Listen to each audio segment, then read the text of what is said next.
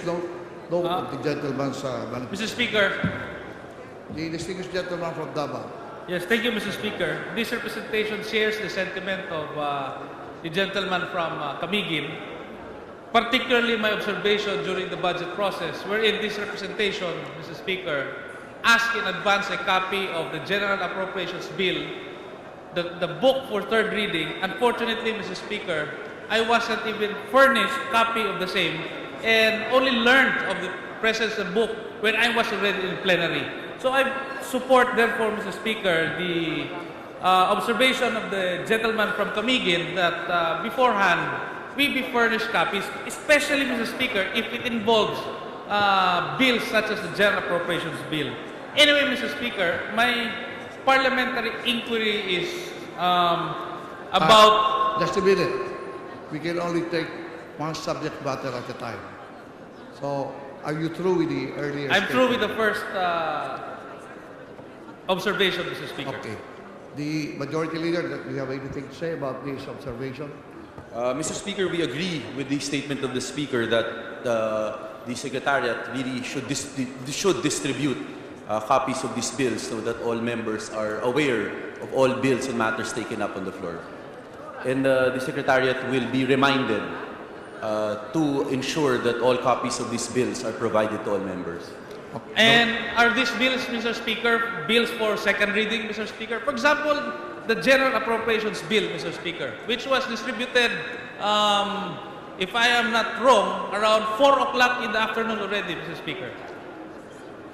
Majority Leader?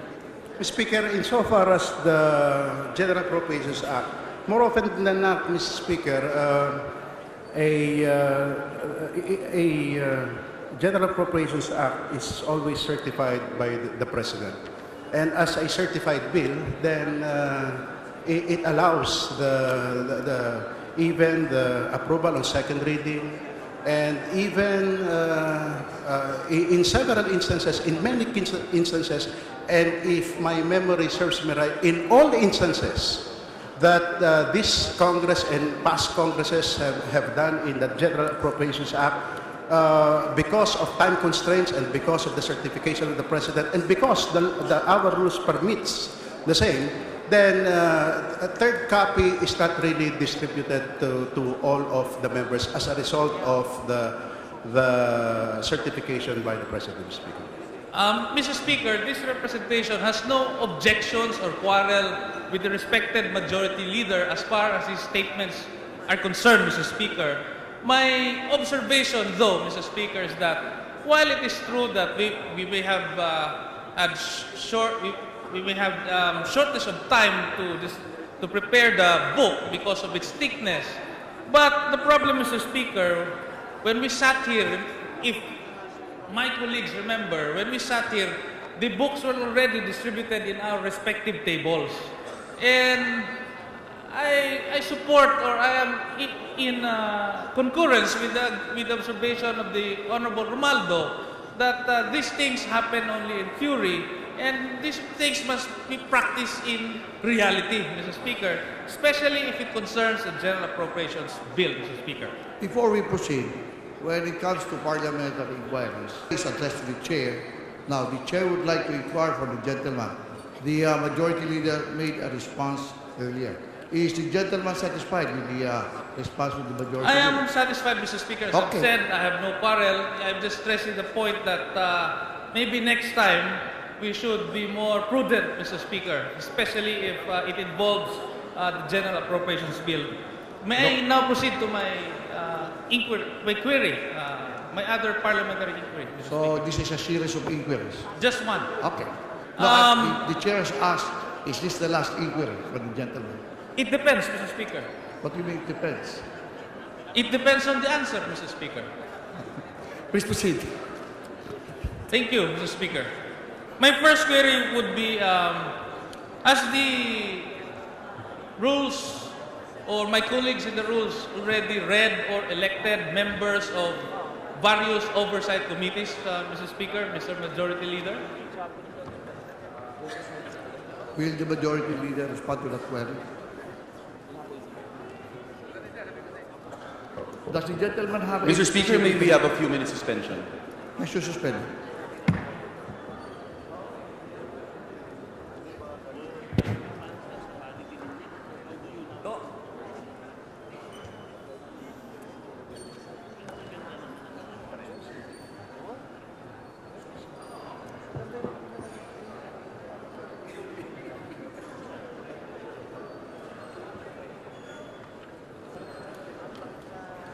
Sasama yun. Kasi tinanong ko nandun bukas.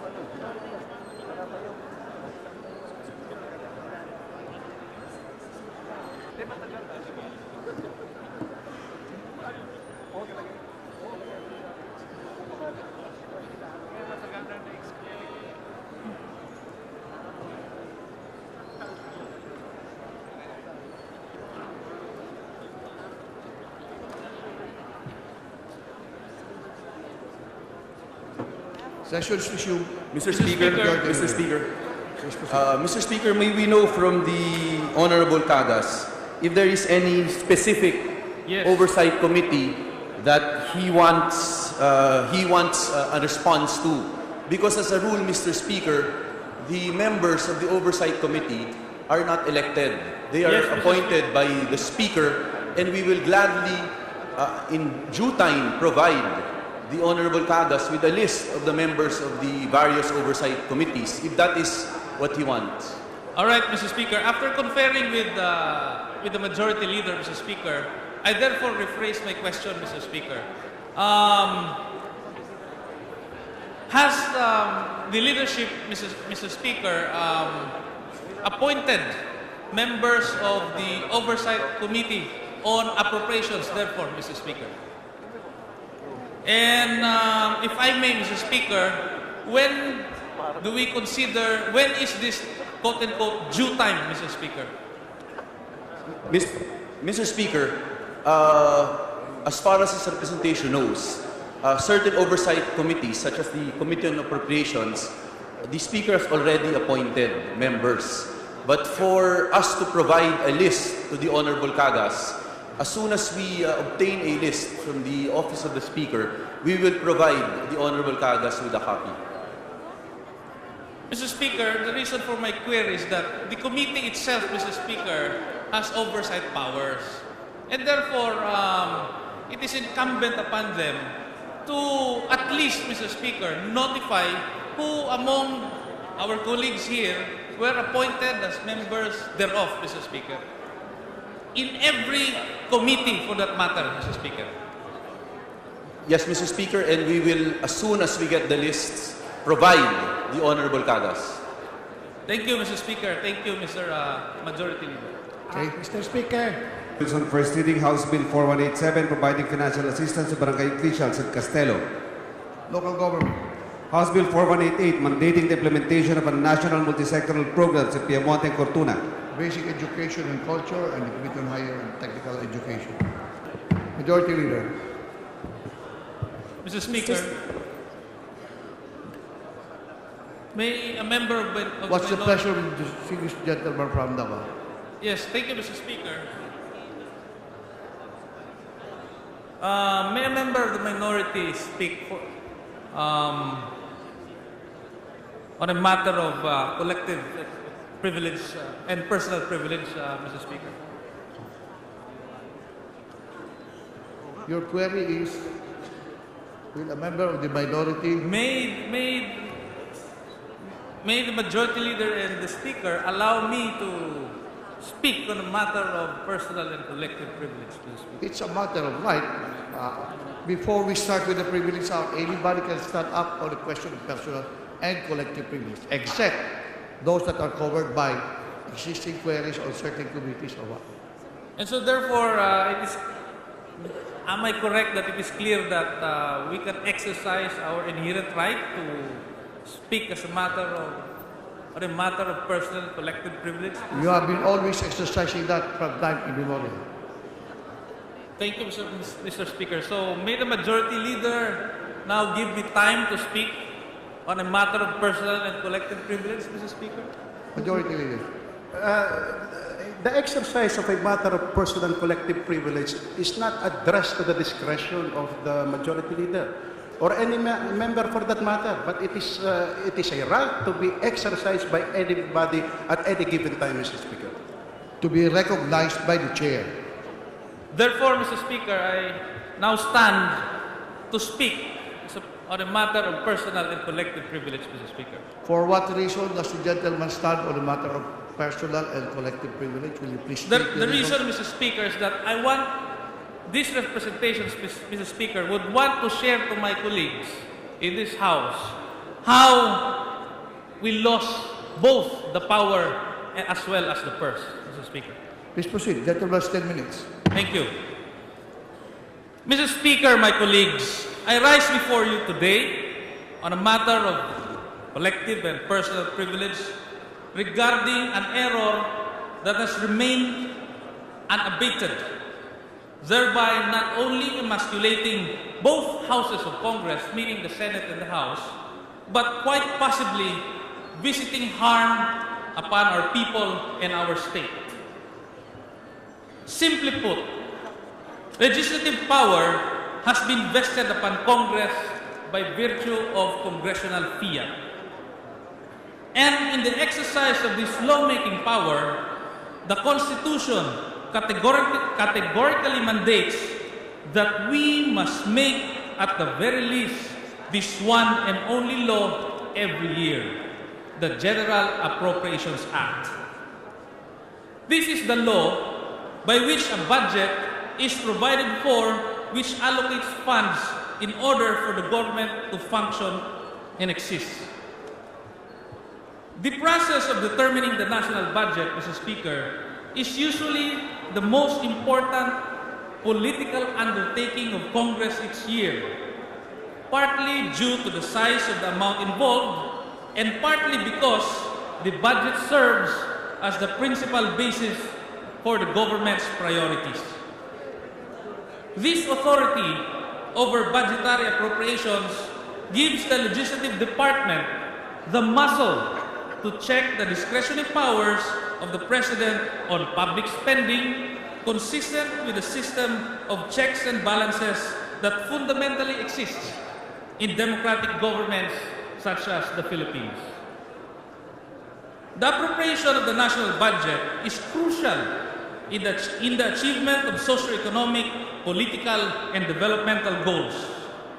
And a country's welfare is dependent on who appropriates the budget and how resources are allocated. Ideally, the branch of government solely authorized in the appropriations of the budget is the Congress, Mr. Speaker. The executive branch proposes the budget, but still it is us, Congress, who has the final decision as to where the budget should go. Although, Mr. Speaker, the Constitution's appropriations requirement is not a typical grant of authority to the legislative branch, we may nonetheless usefully conceive of it as a quote-unquote power. The requirement of legislative control over funds is a source of congressional authority over the executive or operating arm of the government. This authority of Congress must exercise over entities and activities pursuant to the Constitution's General Welfare Clause. In each case, Mr. Speaker, the ability to place conditions on the use of money authorized to be spent is a source of power over the recipient. Thus, the phrase, quote-unquote, the power of the purse, has been defined as the influence that legislatures, Mr. Speaker, generally have over public policy because of their power to vote money for public purposes. The Philippine Congress in particular, both houses, Mr. Speaker, voting separately must authorize by law through the General Appropriations Act the President's budgetary requests and requirements to fund the agencies and programs of the executive branch.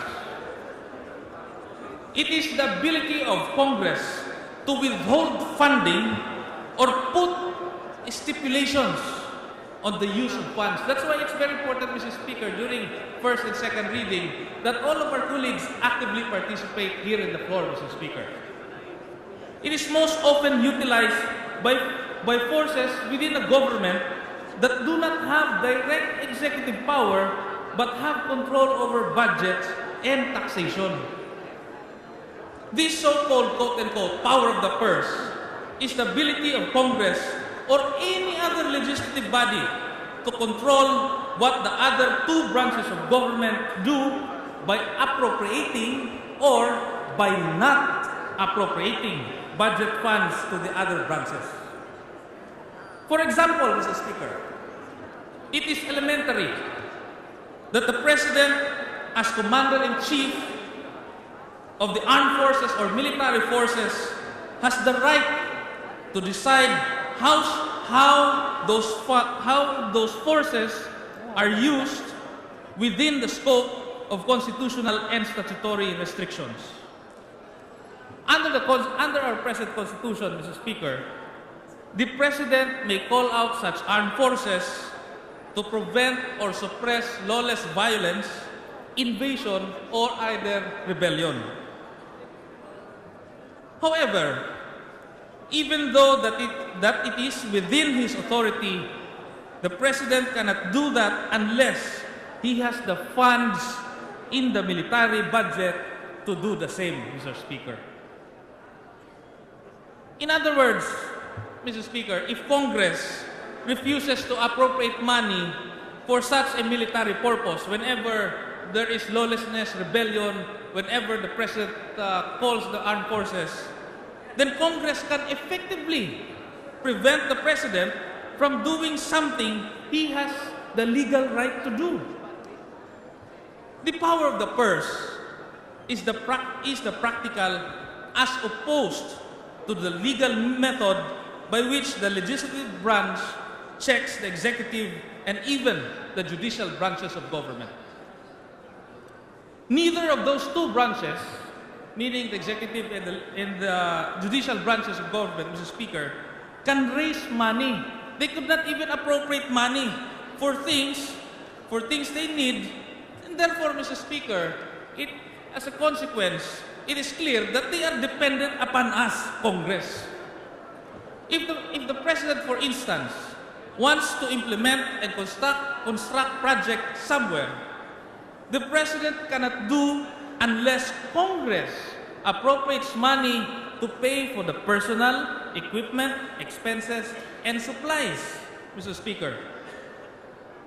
Another example, if the Supreme Court wants to add more personnel, the Chief Justice cannot add this personnel unless we, Congress, as an institution, Mr. Speaker, appropriates the money to pay for this additional personnel.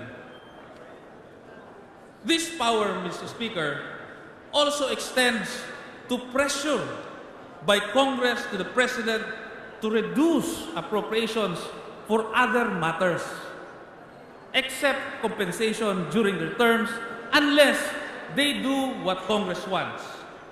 It is a powerful tool, Mr. Speaker, but definitely not an absolute power. Congress has not only the power, but also the duty to exercise legislative control over government expenditures. If Congress permits the Chief Executive access to the public funds without effective appropriations control, then the Chief Executive alone defines the scope and the character of public policy, especially in areas that inherently require significant executive discretion. In my observation, Mr. Speaker, Congress abdicates rather than exercises its power of the purse if it creates permanent or other open-ended spending authority or lump sum funds, Mr. Speaker, that effectively escape periodic legislative review and limitation. Let me repeat. As a consequence, Congress abdicates rather than exercises its power of the purse if it creates permanent or other open-ended spending authority or lump sum funds that effectively escape periodic legislative review and limitation. Generally, an appropriation is thought of as the specification of an amount of money for an agency or activity, while the range of action on which the money may be spent is defined in other conditions or quote-unquote riders in appropriations bills themselves. This is an accurate description, Mr. Speaker, of legislative practice, but it obscures the importance of the power of the purse. The appropriations required by the Constitution are not only legislative specifications of money amounts, but also legislative specifications of the powers, activities, and purposes, or what we may call simply objects for which appropriated funds may be used. Whether the constitutional demand for legislative authorization of public expenditure stems primarily from concerns with corruption or negligence in public expenditure, or from a political fear or distrust of an executive not subject to this check by Congress, the appropriations requirement ensures that the legislature, in deciding the size and content of the budget, necessarily follows that it also decides the size and content of the government, Mr. Speaker. All appropriations thus may be conceived of as lump sum grants with strings attached. These strings or conditions of expenditure constitute legislative prescriptions that bind the operating arm of government. Occasionally, conditions may be stated in an appropriations statute itself. For instance, an Appropriations Act may provide that no part of any appropriation contained in this act shall be used for publicity or propaganda purposes. Alternatively, the Appropriations Act may require the recipient agency allocate the amount appropriated among certain activities or in accordance with certain conditions. This is, for example, Mr. Speaker, the menu. Often, the Appropriations Act explicitly incorporates other legislation, notably substantive legislation creating particular agencies or programs or granting particular agency with powers. Moreover, all appropriations legislation effectively incorporates the prescriptions of statutes of general applicability. Accordingly, without legislative permission, an agency may not resort to private funds to supplement its appropriations because it has no authority to engage in the additional activity on which it would spend the private funds. This restriction applies even where the non-appropriated funds would be used to finance activities resembling or duplicating activities that are underwritten with appropriated funds. Furthermore, agencies may not resort to non-appropriation financing because their activities are authorized only to the extent of their appropriations. Similarly situated, Mr. Speaker, the appropriations requirement prohibits the executive department from transferring funds from one object of appropriation to another. A transfer of funds simultaneously increases the budget of one activity or one department and decreases, naturally, Mr. Speaker, that of another, thus violating the terms of both appropriations. Similarly again, an agency may not sell government assets or government goods and services and finance additional activities with the proceeds thereof. Such sales would contravene both the terms of the original appropriation and the terms of the appropriations for the activity on which the proceeds of the sale would be spent. A policy note, Mr. Speaker, by the Philippine Institute for Development Studies, or PIDS, entitled "Who Really Holds the Power of the Purse?" unveiled the reality about which branch of government largely influences budget appropriations. It concluded, Mr. Speaker, the PIDS, Mr. Speaker, concluded that Congress's power of the purse has been significantly diminished through the years. And in reality, Mr. Speaker, it is the executive branch that in law and in practice wields more power over the purse rather than Congress, Mr. Speaker. Researchers trace, Mr. Speaker, the roots why Congress's power over budget appropriations was overtaken. I'd like to give, Mr. Speaker, a sort of historical background on the various PDs, Mr. Speaker, which helped diminish Congress's power of the purse. It all started way before, Mr. Speaker, with the issuances of various presidential decrees. The policy note explained, Mr. Speaker, that presidential decree, for instance, PD number 1177, revised the budget process supposedly to institutionalize the budgetary innovations of the new society. This was like 30 years ago, Mr. Speaker, during the time of former President Marcos.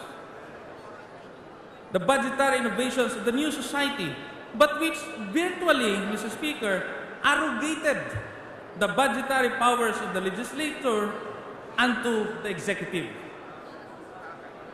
Then, there came, under Presidential Decree 1177, the President has been able to effectively curtail Congress's power over the purse as the Chief Executive has been allowed not only to realign monies, but also even withhold releases and payments should he so decide that public interest so requires. This ability, Mr. Speaker, to release, realign, and withhold has weakened the principles of checks and balances given to the legislature as a means to equalize the balance of power that it must exercise as a co-equal branch of government. Two more presidential decrees, Mr. Speaker, which strengthen the hold of the executive branch in the budget appropriations were PD 81 and PD 1967, Mr. Speaker, both of which provided executive power to automatically appropriate funds for debt payment. Can you imagine, Mr. Speaker, two PDs, PD 81 and PD 1967, virtually giving the executive branch automatic power to appropriate funds for debt payment. Thus, by deciding the level of debt service, the executive branch can significantly affect and alter the total or real amount of resources in play over a single year. And since then, Mr. Speaker, the budget has been dictated by the revised Administrative Code, RAC of 1987, or Executive Order number 292, which unfortunately upheld the passivity of Congress. In other words, we are already being passive, Mr. Speaker, instead of exercising our powers of the purse. And while its constitutional conferment is not expressed, the provisions contained itself in the revised administrative code, Mr. Speaker, is an exact replica of what the Constitution says. And I quote, Mr. Speaker, the administrative code has given the President specific authority when in his or her judgment the public interest requires. And upon due notice to the head of office concerned, to suspend or otherwise stop further expenditure of funds allotted for any other agency. Mr. Speaker, my observation is that this provision of the revised administrative code badly needs amendments because this gives awesome power to one single individual who may head the executive department, Mr. Speaker. Executive Order 292 defines the powers and limitations of both the executive and the legislature in the preparation, authorization, and implementation of the Annual General Appropriations Act, or GAA. Congress does not have the power to increase appropriations. If you remember, my dear colleagues, during the budget process, we are only given a ceiling on which we can discuss and interplay the different budgetary requirements of all the various agencies and departments under the General Appropriations Bill. In other words, we do not have the power to increase appropriations proposed by the President, but it can reduce them. Congress can reduce them or realign allotments as long as the total or the budgetary ceiling, Mr. Speaker, is maintained. The executive, however, can override the mandate of the General Appropriations Act, which has happened, Mr. Speaker, fortunately or unfortunately through the years. In order to restore Congress's power over the budget appropriations, amendments had been previously proposed to the budget law contained in Book 6 of Executive Order 292. However, all have failed so far. And that is why up to now, Mr. Speaker, I feel that Congress is still in the mode of abdicating our power of the purse.